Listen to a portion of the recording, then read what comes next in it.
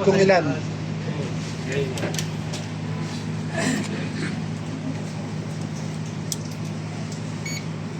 So, sino po gusto mag-tester? Sige sir, tap mo dun sa taas. So, nakapatay breaker niya, pero meron pa rin yan dyan.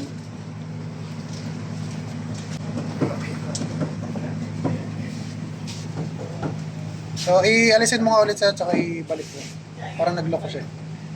Sige sir, balik mo. Meron pa. 420. Matry nga sir. Dito eh, no? 428. So 428 na DC, no? Divide by ano. So nasa ano siya. So again, sa pagte-tester po, so di ba anong kulay yung positive? Pula. So pag tinap mo dito, positive tapos negative. So positive yung lumabas sa tester, tama? Ngayon, paano pag nagkabaliktad? Error. So negative yung lalabas sa tester. Okay, so isang guide yon para malaman nyo kung baka kasi nag-reverse polarity. Okay, so pagka negative, so baliktad yung ano dito. Okay? Yung wire. So ngayon, ang lumalabas dito, 428 volts.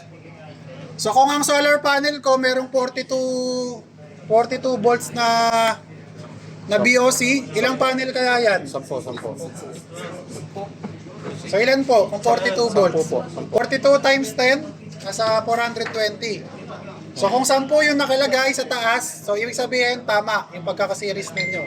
Ngayon, kung ang lumabas dito is 30 volts, so ano ibig sabihin nun? 10 yung panel mo. May sira. So may mali kang ginawa. Okay? So may mali kayong ginawa kasi hindi nag-add up eh. Walang connection. So hindi natin alam kung ano nangyari, so kailangan yung i-check ulit. So normally sa troubleshooting, yung mga na-experience ko po kapag tumatawag yung client na, sir, bakit ganito? Walang harvest. So una ko pong pinapagawa sa mga ano natin dito, pinapacheck ko po yung voltahe. Sir, pakicheck nga yung panel kung may voltahe ba. So pag chinek nila dito na may voltahe naman, tapos dito pag chinek nila, let's say nawala, walang voltahe, eh naka-on naman. So ibig sabihin, possible na damage yung breaker. So ganun po yung mga way para mag-check.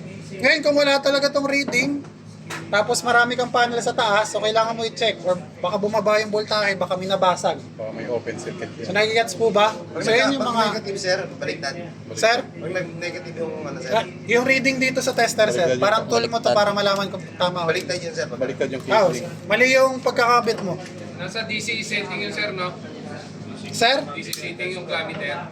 Apo, DC, kasi DC side. So pag AC, AC side. Okay? So ganun po siya, no? So again, ito po yung breaker. Dalawang string. No? So nakatap po yan dito. Okay? And yung output niyan, kung mapapansin nyo, dalawa yan.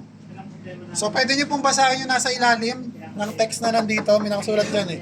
MPPT 1. Di yan sir, dito. So merong grid tsaka load na nakalagay dyan eh. Ayun. Yan yung kinompute natin, yung grid side tsaka load side. So basahin nyo na lang po yung nasa ilalim. Okay? So yung grid side, yun yung nakatap sa grid. Okay? Yung load side, yun yung para sa battery kapag ka nagkaroon ng brownout. So yung grid side, nakatap po yan dito sa normal. Okay? Sa normal ng ATS, tapos nakatap yan dun sa Meralco. So by the way, baka nalilito sir, bakit dalawang wire yung na dito? Di ba sa isang wire lang sabi nyo ikaklamp? So actually, dapat po ito ay 40mm.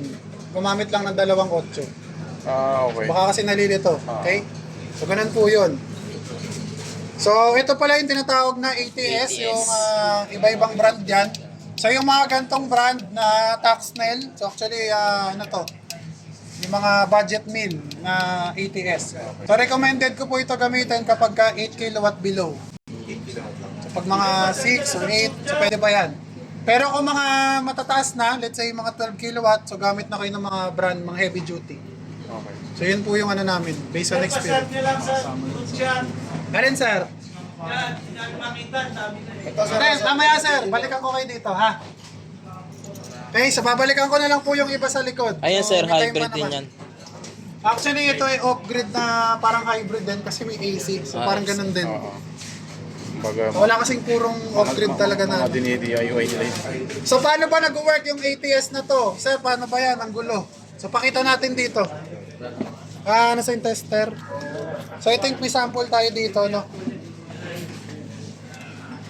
Ang grounding nito. So yung iba po, Ay, may ground. Sir, pwede po tayo mag-ano. Ito sa line kaya ito sa battery ano. Oh, battery. Papunta to sa battery. So marami kasing may iba't iba kasing klase po ng ATS. Okay? So merong ATS na nakalagay ay